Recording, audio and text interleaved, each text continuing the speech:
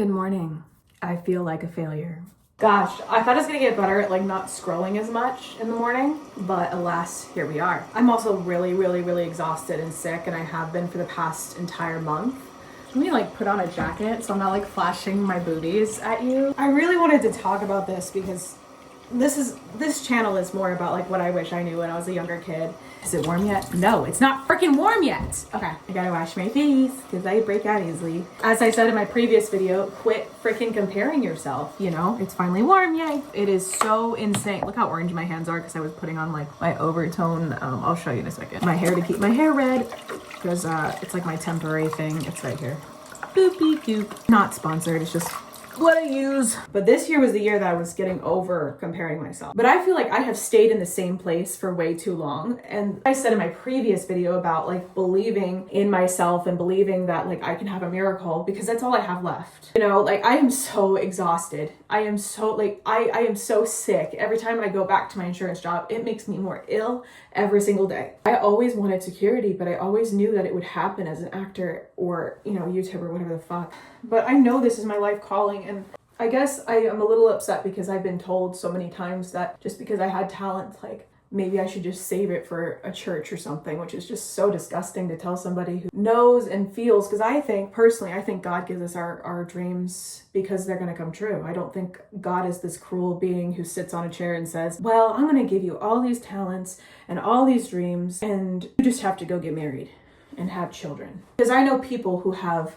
dreams of getting married and having children, and they got married and they have children. It's literally that simple. I'm sorry, it is. It just is. And I've like been raised to believe that like if I dare to go after my dream, or at least it feels this way, it may not be how I was really raised, but it always felt this way, like that if I dared step out of line, if I dared to do anything that I thought was happiness for myself, I felt like I was committing a crime. That's why I always feel like I have to explain myself, is because I always feel like I'm committing a crime by doing something for myself. No one else is in my brain but me. I shouldn't have to justify what I think or what I feel to anybody. And I also shouldn't have to justify who I am to anybody. As long as I'm not hurting anybody and I'm, you know, being a normal human being who actually likes to help people, because that's my literal entire soul being, is like I love helping people, I love people. But I've also learned that a little bit of selfishness is not like a murder sentence. Like you're not a bad person for wanting to be just a little bit selfish and like being able to like go after your dreams. I'm tired of believing that going after my dreams is some kind of crazy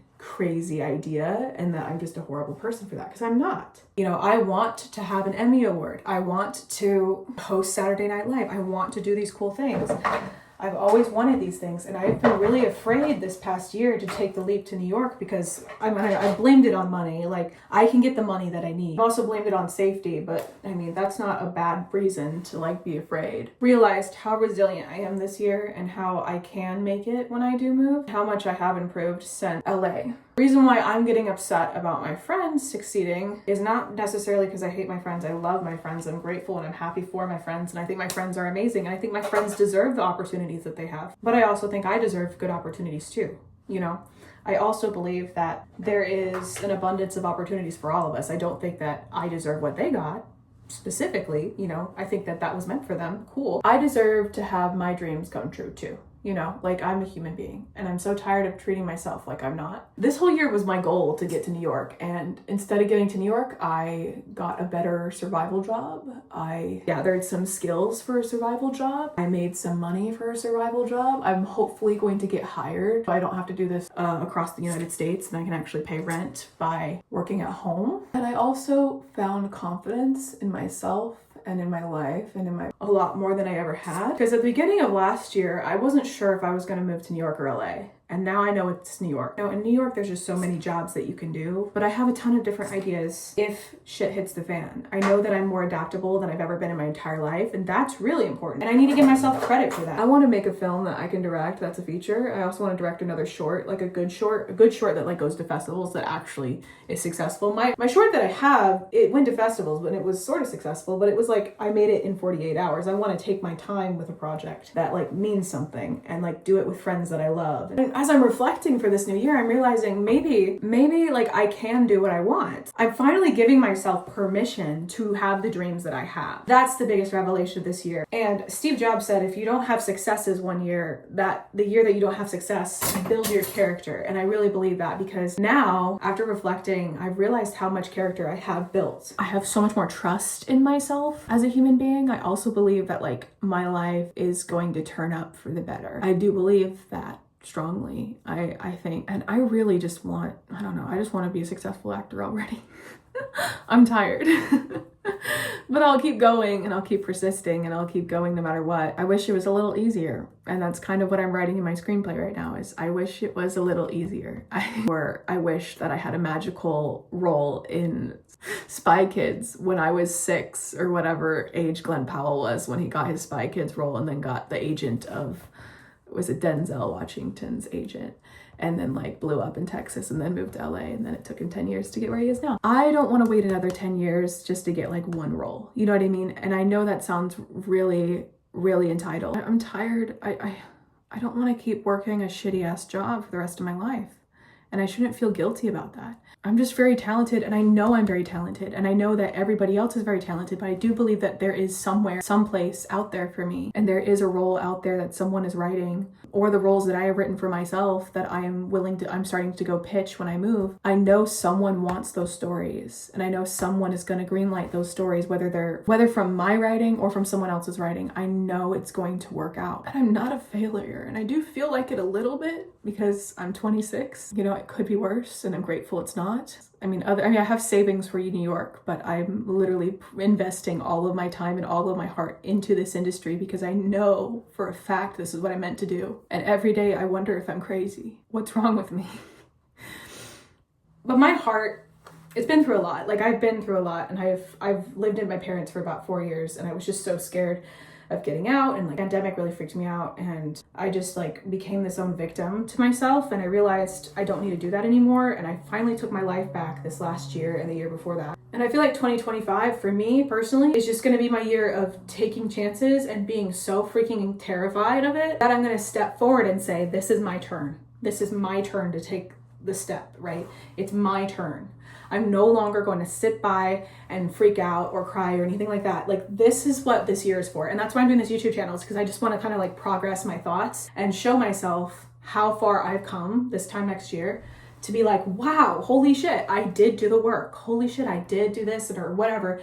And even if I don't book like the biggest things in the world, which I hope I do, I can look back and be like, wow, I did come far. I did post every day or every other day or like twice a week or whatever the heck. Not sure my posting thing yet. I'm just doing this as I go because I'm very silly and I'm very ADHD, and I do feel behind. I do feel miles behind people that I went to high school with. But I also have done a lot of inner work that I think will get me ahead later on in life, but I also don't think it's a race. And that's one thing I have to just remind you all of today before I shut up. It's not a fucking race. And even if it is, the tortoise won. It's also about the journey, but as Brad Pitt said, who share the journey with you on the way to getting his Oscar. And I felt that. So 2025, if I don't do anything, Lindsay, from 2025, at the end of 2025, and you're watching this, Lindsay, if you do anything this year, I want you to not only grow, but also make really good lifelong friends who love you and cherish you and believe in you. And you obviously pour into them too. I want you to be that girl who just talks to people at parties randomly. Like, I don't care how scared you are. I want you to be the girly this year. This is your only goal. If you do anything, I want you to reach out to people at parties and on the street and in weird places that freak you out. I want you to talk to at least one person a day. One person a day next year. Whether that is in New York or wherever, I want you to start talking to one person a day, complimenting them, whatever. Just try that. See what happens. 365 days. If you talk to one person in 365 days and you stop being so socially anxious, then you will have made amazing progress in your career, period, and in your life. You've always been afraid of talking to people. That'll be my measure for next year. Obviously, I'm going to keep writing, I'm going to keep acting, I'm going to keep doing my thing. But I'm really scared. I don't know why I'm so scared. I just feel like, what if I put my whole eggs in the basket and it just falls apart? again. And I can't think that way. I can't afford to think that way. I know I'm good enough. I know I've done the work, and I know I'm a good actor, and I know I'm a good writer, and I know I'm a good singer. I didn't let myself sing for a year or two because I just felt so depleted. I felt like because I was living in nowhere, like I couldn't find a place to sing. I haven't sung in front of people in years. It breaks my soul. I'm like dying because I can't do what I love. It is eating me alive inside that I can't do what I love. You know, I don't like Jordan Peterson, but there is this one thing that I always make fun of that he says, but it's true. Creatives have a hard life because if they don't create, then they just die. They just die. And I really think that's the one thing that he's got going for him. That's true. Absolutely 100% 1000 true, because I feel like I'm dying every day that I don't create. But I do create every day, but I feel like I'm dying every day that I'm not performing. I'm not a person who's like, I have to be the life of the party. I'm a very shy, reserved person, and I'm an actor. And I'm very in my head, I'm very cerebral, and that's like one of my biggest flaws is I'm very smart and I overthink things. So I'm not like a person who's like, I have to perform for everybody all the time forever. I'm a person who's like, I love getting down to the emotional scenes of a film or emotional scenes of a script in a play, or emotional scenes of a musical and singing it, or just singing a song that really makes me feel seen and that I can relate to. So if I move to New York, every audition, every open call, I'm not gonna look at it as some kind of fearful thing anymore. I'm gonna look at it as, wow, I finally get to perform again. I can't wait to perform again. I can't wait for an audition in person to be seen again. When I went to New York in 2017, after I was like destroyed by like this horrible acting program, I walked up and I was sobbing when I wasn't sobbing before, but I saw Anastasia. I waited at stage door for Christy Altamore. I waited and I thought I was gonna be fine. I thought I was just gonna get a nice little signed playbill. And I walked up to her and I just started sobbing and I said, like, I don't know how to explain this to you, but I saw the show tonight and it just made me realize that I was meant to do this. And she looked me straight in the eye and she said, the reason that you're crying is the reason that you are going to make it. And that was 7 years ago. I've given up many times since then. I know I'm gonna make it, but it's been hard. And most of the pain I had put on myself, but I forgive myself for that now. And I also never do it again. I will never doubt myself again, and I will never apologize for pursuing a career in the arts, because the British don't have to do that. In fact, it's regarded as great because it's funded. And I will never apologize for being creative. I know I'm a lot, and I know maybe I won't get married because I am so freaking insane. I'm so creative. I'm a creative machine. I'm always writing. Even at work, I have an idea. I'm writing while I'm working. I've mastered that. I've mastered that stupid multitasking. It's insane, I know. But I always am imagining something in my brain. It's always there. I know I'm insane. And I mean it insane in a cool way. Because insane is, the definition of insane is doing things over and over again and expecting a different result. That's the life of an artist, baby. We're nuts. We're crazy. But I love who I am. And I love who I'm becoming every single day. I love myself more and more because I am doing what I always wanted to do. And that is act, sing, write. Maybe not dance. I mean, I dance for funsies. If I do get on a Broadway show, it's not going to be a dance-heavy show. It might be the Les Mis revival. I don't know. I've trained in dancing, but that is not my forte. If you put me against real Broadway dancers, you're going to be like, she's a mova. She ain't a dancer. I'm not going to give up. I am never going to give up. I'm never going to surrender. But gosh, it's been hard. It's been hard. I'm writing a literal screenplay about this. So just keep going. Don't let the highlights get you down. You can do this. I love you all. Thank you. Bye-bye.